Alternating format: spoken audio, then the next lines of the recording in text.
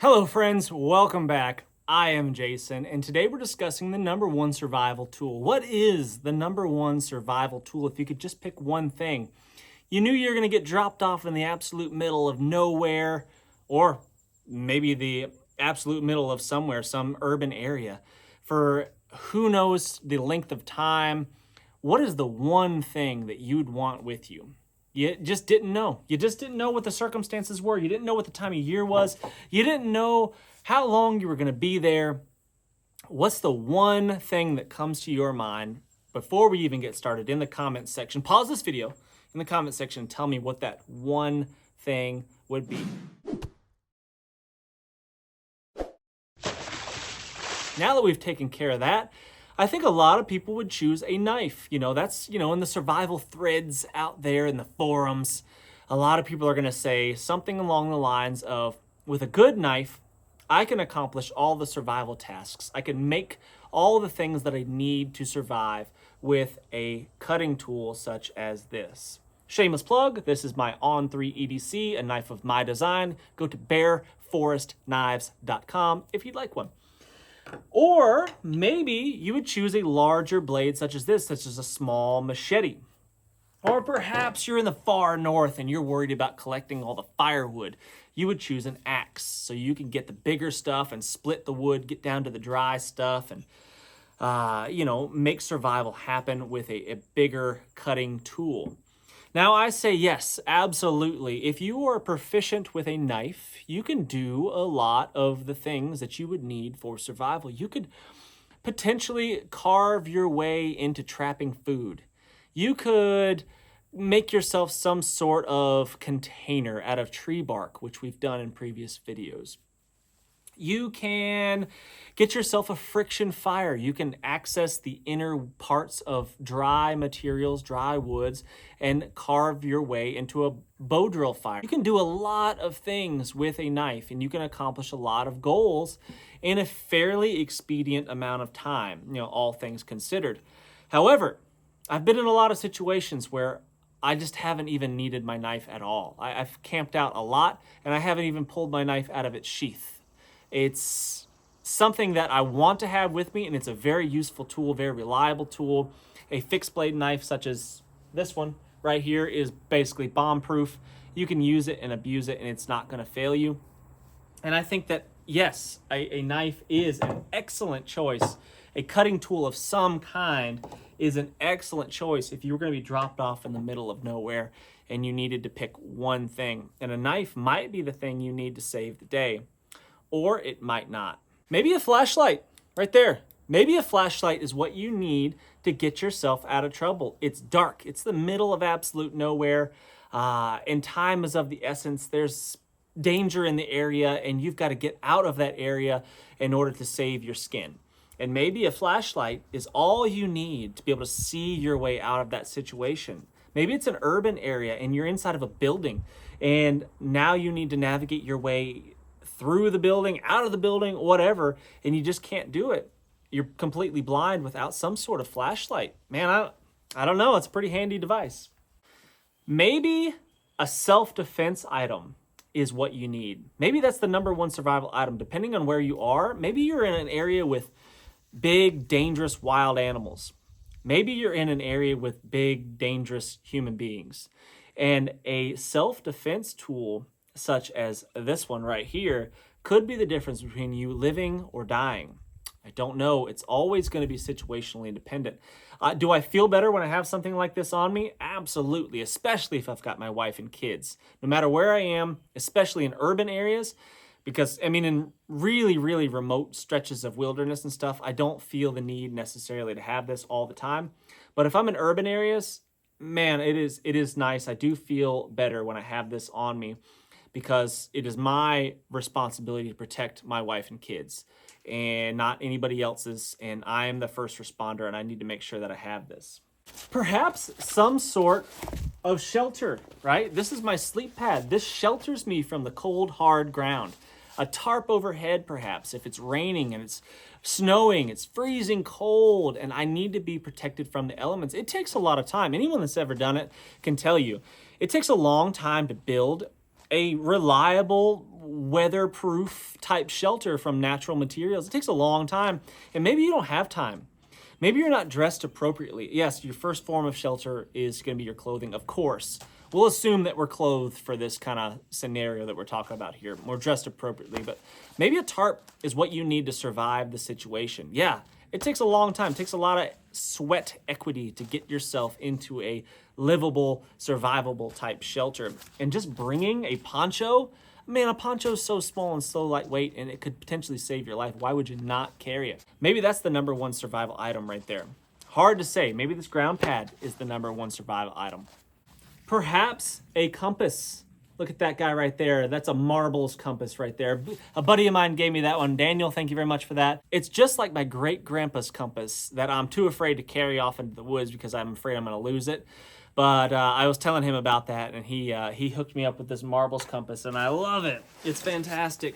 Maybe a compass is your number one survival item because all you need to do is get out of this situation that you're in. You need to move from point A to point B, and you're not sure which direction is what. Maybe it's maybe it's a cloudy day. You can't really tell which way is north, south, east, or west, and you just need a basic west direction, and you know there's a road in the western direction. If you just go west, you'll hit a road and therefore find yourself some civilization and some help, some rescue. And a compass is all you need. It might be the number one survival item right there. Water this time of year is crucial. It's friggin' hot outside, and you will sweat bullets just sitting here. I'm sweating just sitting here talking to you, doing nothing, and I'm sweating. So replacing the hydration that you're losing might be the difference between you living or dying. And there's lots of different ways to go about that, from water purification tablets to drops to filters and boiling. All that kind of stuff is fantastic, and maybe having one of these things is the difference between surviving or not surviving. This is fantastic, but filters can fail. They can get clogged up.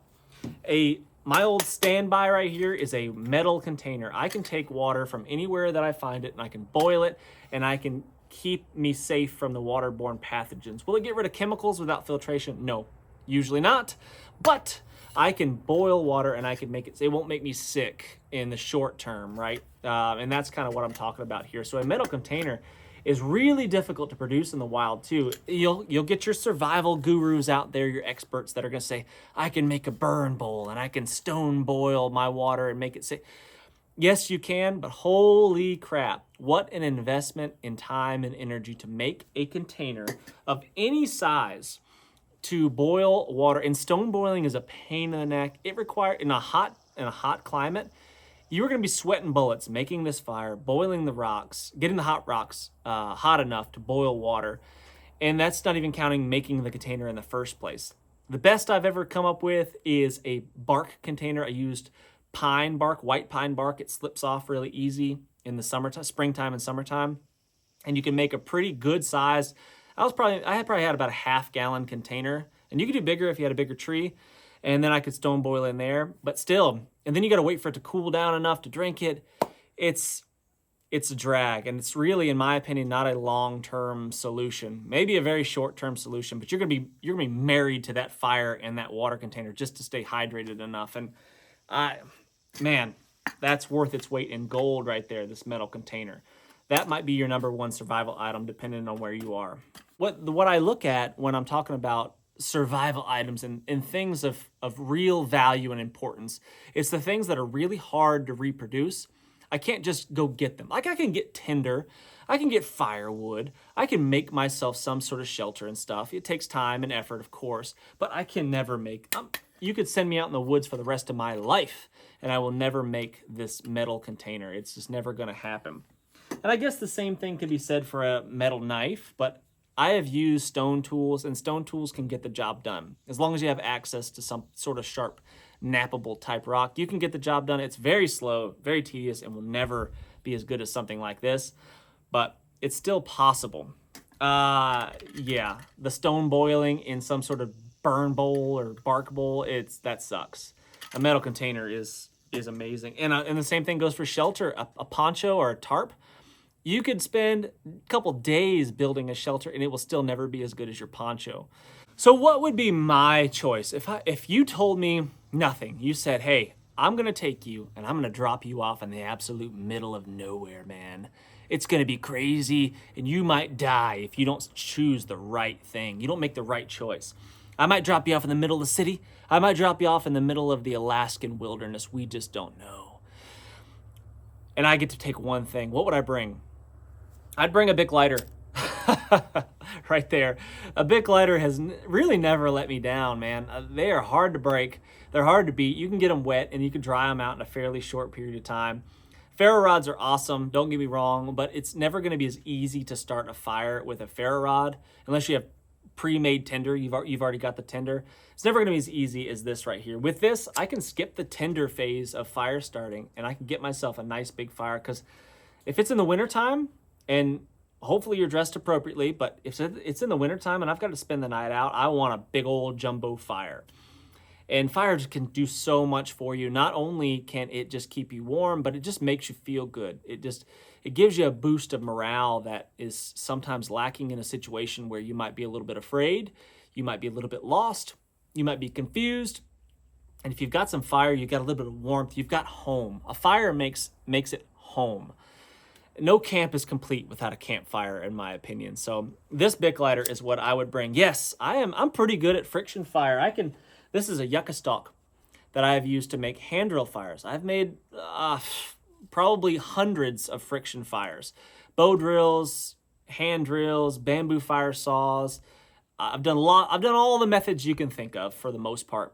And but it sucks. It's very labor intensive. It is weather dependent. It is material dependent. You will not always be in a place where you can conveniently find the materials to make a friction fire. What if it's pouring down rain, like bucketing down rain on you? You think you're going to make a friction fire in the pouring rain? Some survival expert out there is going to chime in and say, I could do it at any time, anywhere. They're probably lying.